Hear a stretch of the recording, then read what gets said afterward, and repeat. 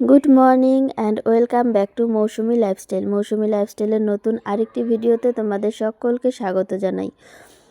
দেখো, সকালবেলা আজকে উঠে কিন্তু আমি ফ্রেশ হয়ে উঠোনটা ঝাড় দিয়ে তারপর বসছিলাম একটু চা খেতে। সাধারণত আমি কদিন থেকে সকালবেলা চা খাচ্ছি না, সকালবেলা গরম জল খাচ্ছি। তো আজকে মা দুধ চা বানিয়েছে, সেই জন্য আমি একটু চা খেলাম। আর সঙ্গে আমার কালকে রাত্রে খাওয়াটা খাইনি, তো সকালবেলা খিদেও পেয়েছিল, তো চিড়ে দিয়ে চা দিয়ে একটুখানি খেয়ে নিলাম। তো চা খেয়ে তারপর দেখো মা গিয়েছিল ফুল তুলতে, আর আমিও এদিকটায় যাচ্ছিলাম।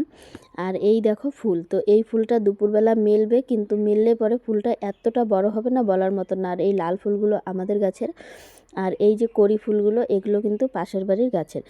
তো আমরা না, আমি আজকে যেতে চাচ্ছি একটা জায়গায়, মানে আমার উপর কান ফোঁটা করার জন্য। তো এই যে ভাস্তিকে বলছিলাম তুই ফোন করে দেখ, মানে যে কানটা ফুটো করে দিবে তাকে বলছিলাম ফোন করে দেখতে যে আছে কি না, আজকে করবে কি না। তো ফোন করেছে, বলল কি আজকে করবে। তো যাই হোক, করবে বলে শুনলাম। আমি এই যে সকাল 8টা বাজে আমি আসলাম আগে বিছানাটা তুলতে। আমি ভাবলাম যে আগে বিছানাটা তুলি, তারপর যাওয়া যাবে। এই হলো বিছানা, আর বিছানা তুলতে তো সময় তো লাগবেই। তো বিছানা তুলছিলাম, তখনই মা বলছিল যে রান্নাঘরে এসে কচু শাকটা কেটে দিয়ে যা। তো এই তো আরও একটা কাজ রেডি হয়ে গেল, বিছানা তুলবো, তুলে শাক কাটবো, শাক কেটে তারপর কিন্তু যেতে হবে কান ফোড়াতে। তো বিছানার এই যে এখনও কিন্তু শীত প্রায় চলেই গেছে, তবুও বাবার এই পাতলা ব্ল্যাঙ্কেটটা লাগছে। আগে এটা মা গায়ে দিত শীতের, বেশি শীত যখন ছিল, কিন্তু এখন মানে বাবা শুধু গায়ে দেয়, এটা সিঙ্গেল তাহলে হয়। কিন্তু তবুও মনে হয় বেশি একটা লেগে যায়, কি বলে গরম। জানি না, বাবার হয়তো বেশি শীত লাগে, কিন্তু আমি এটাকে কয়েকদিনের মধ্যেই ধুয়ে তুলে ফেলবো, কারণ শীত তো চলে গেছে, এখন একদমই শীত নেই। সকালবেলাও লাগে না, ভোরের দিকে ওই একটা পাতলা কাঁথার মতন শীত লাগে, তো ওটা হয়ে গেলেই হয়ে যাবে। তো দেখো বিছানা কিন্তু তোলা হয়ে গেল। আর আজকে আমি কিন্তু কান ফোড়াতে যাব বলে খুবই সাধারণভাবে বিছানা তুলে নিলাম, কোনো কিছু ঠিকঠাকভাবে গোছাইনি। মশারিটাও এভাবেই রয়ে গেছে। তো বিছানার ওই কোণাটা তো ঠিক করতেই হবে, ওই কোণাটা বাজে একটা রকম দেখা যাচ্ছে। তো বিছানা তোলা শেষ, আর আমি এখানে আসলাম হচ্ছে কচু শাক কাটতে। তো কচু শাক কাটছি আর বলছি কচু খাবো আর কচুর মতন কথা বলবো, মানে যে মানুষকে চুলকানো কথা বলবো।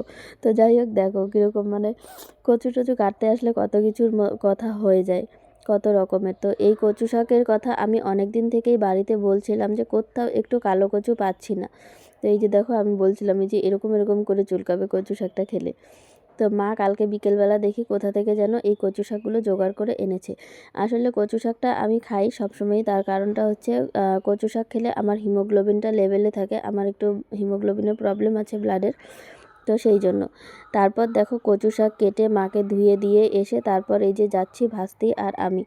ওরও ফোড়ানোর কথা ছিল, কিন্তু আমাকে দেখে ওর ফোড়ানোর আর ইচ্ছাটা নেই, মানে ইচ্ছা আছে, ভয় পেয়ে গেছে প্রচণ্ড পরিমাণে। দেখো চলে এসেছি, আর কিন্তু দেখছে আমি কোন জায়গাটায় ফোড়াবো। তো এই যে আমি জায়গা কিন্তু দেখিয়ে দিয়েছি, মানে কতটা উপরে বা কতটা নিচে ফোড়াবে, তো সেই হিসাবেই ফোড়াচ্ছে। তো প্রথমে যেটা মানে ডান কানটা আমার ফুরিয়েছিল সেটা তো ভালোই হয়েছে, মানে আমি পরের দিন ভয়েস ওভারটা দিচ্ছি সেই কারণে আমি বলছি যে ডান কানটা ফুরিয়েছিল ওটা তো ভালোই হয়েছে, কোনো রকম ব্যথা নেই। কিন্তু বাঁ কানটার মধ্যে কীভাবে যে ফুরিয়েছে আমি বুঝতেই পারছিলাম না। বাঁ কানটার মধ্যে এখনও আমার ব্যথা করছে, মানে বাঁ কানটায় খুব ব্যথা লেগেছিলো। তো যাই হোক, দেখো কত সুন্দর কিন্তু ফোড়ানো হয়ে গেল। আর এখানে ভুলবশত একটা সুতো চলে গেছে, মানে দুটো সুতো হয়নি, তো একটা সুতো দিয়েই গিঁটি দিয়ে দেবে।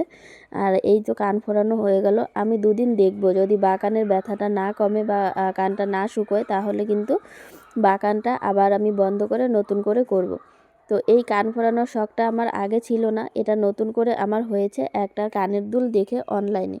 তো যাই হোক, বাড়িতে আসলাম, এসে টুকিটাকি কী কাজ ছিল সেটা করলাম। তারপর কাজ ছিল না, আমি দুপুরবেলা একটুখানি শুয়েছিলাম, আমার মাথাটা ধরেছিল, তো শুয়েছিলাম, তখন ফোন আসলো পার্সেল আসছে। তো পার্সেলটা আনতে গেলাম, মানে এটা একটা শেপার পেটিকোট অর্ডার দিয়েছিলাম, কিন্তু আমি ঠিক যেরকম অর্ডার দিয়েছিলাম সেরকম আসেনি। এই তো এই জিনিসটা আমি খুব ভয়ে ভয়েই অর্ডার দিয়েছিলাম, যে যেরকম অর্ডার দিচ্ছি সেরকম আসবে কি না জানি না। তো আমি অর্ডার দেওয়ার পর দেখলাম যে আমি ঠিক যেরকম অর্ডার দিয়েছিলাম সেরকম আসেনি, কিন্তু পড়লে পরে অনেকটা ঠিক হয়, তবুও যেরকম দিয়েছিলাম সেরকম হলে আরও ভালো হতো। ঠিকঠাকভাবে পার্সেলটা আসলো না, মানে আমার অর্ডারটা ঠিকঠাক আসলো না। তবে যাই হোক, সবটাই ঠিক আছে, রাবার সিস্টেম সব কিছুই। তো পেটিকোট ঘরে রেখে আমি আসলাম উঠোনটা ঝাড় দিতে। তো উঠোন ঝাড় দিয়ে এখন স্নান করব, অনেক বেলা হয়ে গেছে। নিজের হেলমেশির জন্যই এই বেলাটা হয়ে গেল আজকে। আর ওই তো ওখানে যে স্তূপটা দেখতে পাচ্ছ, এটা হচ্ছে লাফা শাকের বিচি। তো এটা মা শুকাতে দিয়েছে, এখান থেকে বিচি বের করবে, অনেকগুলো বের করেছে এই কড়াইতে। মা এটাই বলছিল যে 10 টাকার লাফার বিচি এনেছি, আর দেখ কতগুলো লাফার শাকের ইসে হয়েছে, মানে 2-3 কেজির মতন বিচি বেরিয়ে গেছে, আরও বের হবে মনে হয় 1-1.5 কেজি। জমিতে তো আরও আছে, তো ওগুলোকেও কেটে আনবে, আনার পরে কতগুলো হয় সেটাই হচ্ছে দেখার বিষয়। মা সবগুলোকে জমিয়ে রাখছে যে দেখবে কতগুলো হয়, তারপরে পাইকারকে দিয়ে দেবে। যাই হোক, লাফার বিচির জায়গায় থাক, আমি উঠোনটা ঝাড় দিই। আর এই যে হচ্ছে কাকার ছেলে চেল্টু, চেল্টু বলে আমরা ডাকি। তো ওকে সেদিন যে গ্যাস দেওয়া হয়েছিল তারপর থেকে আর আমার আর মায়ের কাছে আসে না। তো এই যে কোলে নিতে গেলেই কীরকম করে, আর দূর থেকে আমাদের সঙ্গে খেলে, কিন্তু কাছে আসে না। যদি আবারও গ্যাস দিই, তো আমি কালকে জোর করে নিয়েছিলাম, নেওয়ার পরে এত কান্না করেছে আর কি বলবো। তো তারপর ওর বাবা আবার নিয়ে গেছে, নিয়ে শান্ত করিয়েছে। এই তো উঠোনটা আমার ঝাড় দেওয়া হয়ে গেল। আর এই যে মুরগি তাড়ানোর জন্য এই চটিটা আমি রেখেছি, আর বাবা বাজার থেকে এসে সাইকেলটা এখানেই রেখেছে। মা তো আমার মাছ ধরছে এখনও পর্যন্ত। বাবা আজকে দুপুরবেলা গিয়ে ছোট মাছ নিয়ে এসেছে, আর আমার মা তো প্রচণ্ড রাগ করে গেছে যে এত ছোট মাছ এই দুপুরবেলা নিয়ে এসেছে। তো কথা বলতে বলতে উঠোনটা ঝাড় দেওয়া হয়ে গেল। আর আমি আর পাশের বাড়ি ভাস্তি দুজনে মিলে পেটিকোটটা অর্ডার দিয়েছিলাম। তো ওকে আমি ডাকছিলাম, দেখ পেটিকোটটা কীরকম এসেছে, যেরকম অর্ডার দিলাম ঠিক সেরকম কিন্তু আসলো না, অন্যরকম এসেছে। তো যাই হোক, দেখো উঠান ঝাড় দেওয়া কিন্তু আমার হয়েই গেল। এখন ওই দিকটাও ঝাড় দিতে হবে, সময় তো অনেকটা লাগে। সময়ের কথা আর কি বলবো। আজকে আবার আছে আমাদের এক ভাইয়ের বার্থডে, তো সেখানেও যেতে হবে আমাদেরকে। আমি এখন উঠানটা ঝাড় দেওয়া হয়ে গেছে, স্নান করব, ঠাকুর পূজা দিব। এই তো দেখো স্নান করে ঠাকুর পুজো দেওয়া হয়ে গেছে। তো ঠাকুর পুজো দিয়ে দিলাম, এখন কিন্তু দুপুরে খেতে যেতে হবে। সকালবেলা রান্না হয়েছে, সকালবেলা বাড়িতে এসে খেয়েছি, কিন্তু এখনও কি বলে ভাত, দুপুরে খাওয়া দাওয়া হয়নি, 3টে বেজে গেছে। তো এই হচ্ছে মাছের তরকারি, মা রান্না করেছেন ছোট মাছের ঝাল। তো একটুখানি খেয়ে দেখলাম, খারাপ হয়নি, ভালোই হয়েছে তরকারিটা। আর সঙ্গে ছিল ওই যে কচু শাক, আর সকালবেলা মা লাউ ডোগা আর আলু দিয়ে চচ্চড়ি রান্না করেছিল। তো খাওয়া দাওয়া আমাদের হয়ে গেছে। তারপর গিয়েছিলাম কিন্তু দোকানে, মানে দোকানে গিয়েছিলাম, একটা কাজ ছিল। ওই যে ভাস্তি জুতো আনবে বলছিল, চলো যাই। তো গেলাম, দুজনে জুতো আনলাম। আমি গিয়েছিলাম একটু পার্লারে যাবার উদ্দেশ্যে, কিন্তু আমার মনে ছিল না আজকে যে বিয়ের ডেট, সেজন্য পার্লার বন্ধ ছিল। আর এই তো ওখান থেকে এসে বাড়িতে সন্ধে দিয়ে তারপর আসলাম এই কাকুদের বাড়িতে, যে কাকুদের বাড়িতে ভাইয়ের বার্থডে আছে, কাকুর ছেলে। এই তো এই কাকিমা আর কাকু সামনে যে দুজন দাঁড়িয়ে আছে, ওনাদের ছেলের বার্থডে। আর আমাদের ভাইয়ের সমস্যা আছে একটুখানি, হার্টের পেশেন্ট। তো হার্টের পেশেন্ট, আর 1 মাস পরেই ওরা যাবে আবারও ব্যাঙ্গালোরে। তো ব্যাঙ্গালোরে ওদের চিকিৎসা চলছে।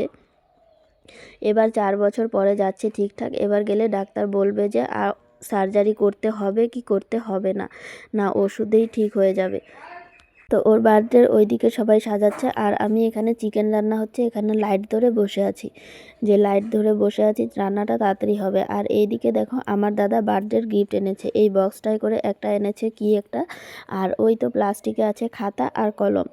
তো ও এবছর 5-এ উঠেছে, ক্লাস 5-এ। তো খাতা কলম এখানে আছে, আর হচ্ছে গিয়ে বক্সটার মধ্যে একটা আজব জিনিস আছে, যে গিফট কেউ কাউকে দেয় না, প্রথমবার আমাদের বাড়ি থেকে দেওয়া হচ্ছে এরকম গিফট।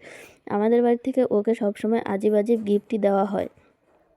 তো এই হচ্ছে এখন ওর কেক কাটিং, সঙ্গে ছিল আমাদের ভাগ্নে বাবু, তো মানে ওরও ভাগ্নে হয়। তো ও কেক কাটিং চলছে এখন। কেক কাটিংয়ের পর কিন্তু আমি তোমাদেরকে ওই বক্সটা ওপেন করে দেখাবো যে ওটার মধ্যে কি গিফট দিয়েছে আমার দাদা। তো আমি না করছিলাম এই স্প্রেটা দেওয়ার জন্য, যে স্প্রেটা দিলে না কীরকম একটা হয়, কেমিক্যাল থাকে, বাচ্চারাও কেকটা খাবে, সেজন্য না করছিলাম। তো যাই হোক, ওদের আনন্দ, ওরা দিল, কেক কাটিং হয়ে গেল। আর এবার কিন্তু ওর 11 বছর বয়স হয়েছে, যেখানে সাধারণত বাচ্চাদের 10 বছর বয়সে ক্লাস 5-এ ওঠে, কিন্তু ওর অসুস্থতার কারণে ওর বয়সটা বাড়িয়ে দিয়ে মানে বয়সটা বড় বেশি হবার পর ওকে স্কুলে দেওয়া হয়েছিল। আর এই তো হচ্ছে আমার মা ওকে এখন গিফট দিচ্ছে। ও হাতটা ধুয়ে নিল, মানে কেক দিয়ে ওর হাতটা ভর্তি ছিল। তো মা আগে এখন আশীর্বাদ করবে, তারপর কিন্তু গিফট দেবে। তো গিফটের বক্সটা আমি কখন ওপেন করবে সেটারই অপেক্ষায় আছি, মানে তোমাদেরকে দেখাবো যে গিফটের বক্সে আসলে কি আছে। তো দেখো মা কিন্তু এখন আশীর্বাদ করবে, আশীর্বাদ করার পরই মানে সবাই আশীর্বাদ করলো, গিফট দিল, তারপর কিন্তু ও ঘরে আসলো। যে আমিও, ওরও খুব আগ্রহ যে বক্সটার মধ্যে কি আছে, দাদা ওকে কি দিয়েছে গিফটে। তো ঘরে আসলাম, দেখো বক্স কিন্তু ও ওপেনিং করছে এখন। ও ভাবছিল বেলুন টাইপের কিছু একটা আছে, কিন্তু বেলুন টাইপের কিছু নেই। তোমরা গেস করো কি কি থাকতে পারে এই গিফটের বক্সে। ও তো খুব আগ্রহে খুলছে যে বেলুন টাইপের কিছু একটা আছে, বের হবে আর ফুলে অনেকটা বড় হবে, খুবই আনন্দ পাবে। কিন্তু না, যেটা ওর প্রয়োজনীয় জিনিস সেটাই ওকে দেওয়া হচ্ছে। এই তো বক্সটা খুলেই গেছে, দাঁড়াও আর 1 মিনিট তোমাদেরকে দেখাচ্ছি গিফটটা আসলে কি। আসলে হচ্ছে গিয়ে গিফটের বক্সে আছে ওর ওষুধ, যেটা ওর রেগুলার লাগে, প্রত্যেক দিন লাগে, ব্যাঙ্গালোর থেকে আনা হয় এই ওষুধটা। 4 বছর ধরে ও এই ওষুধটা খাচ্ছে। তো ওকে এই 1 মাসের জন্য আর ওষুধ কাকাকে কিনতে হবে না, দাদা এই ওষুধটা দিল, যা অন্য কিছু দিলে কাকিমা রাগ করে, তো এটাই দিল। তো যাই হোক, দেখো খাওয়া দাওয়া চলছে, এখন খাওয়া দাওয়া হয়ে গেলে কিন্তু বাড়ি যাব। আর আজকের ব্লগটা তোমাদের কেমন লেগেছে অবশ্যই কমেন্টে জানিয়ে। দেখা হবে নেক্সট ব্লগে, টাটা।